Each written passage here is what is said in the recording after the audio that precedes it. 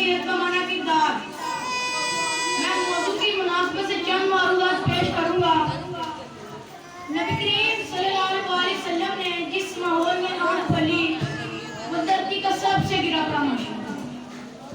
इंसान अपनी अजमत और खुदार को पांव तले रौंद कर जुल्मत और जहालत की तारीकी में डूब कर इंसानियत से नाआशना हो चुका था।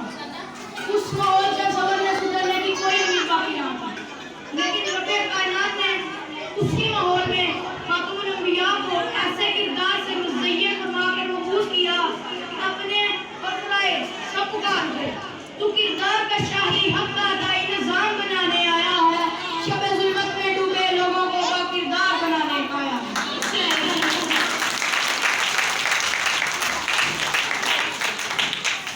नबी सल्लल्लाहु अलैहि वसल्लम ने जिस नबी सल्लल्लाहु अलैहि वसल्लम का किरदार वो जो सुरैया से भी बुलंद वाला है, आफताब व माहताब से रोशन और साफ, किरदार के बादशाह लहू लब से कोसों दूर।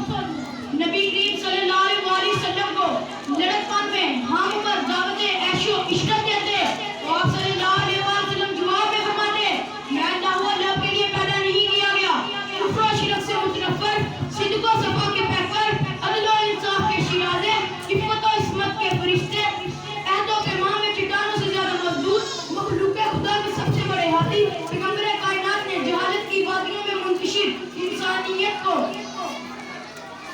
तालीम और तरबियत से नवाजा और इन्हें मकसद हयात से रोशनास करवाया। फिर चश्मे फलक ने देखा ये अखलाक के आमिल किरदार के मालिक बन गए। जहालत का था इल्म और फ़न गुजर गई है, हाफ गुजर गई है। जुल्मों पर प्रियत के दिल दाता उन्होंने इंसाफ के दाई बन गए। ये महज आप सल्लल्लाहु अलैहि वसल्लम का कलिमा का नतीजा था। इन्हें को बंद किया दोनों।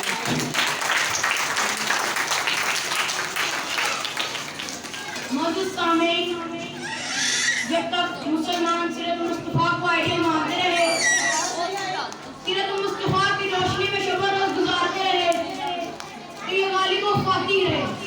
अदल व इंसाफ और अमन सुकून की फिज़ा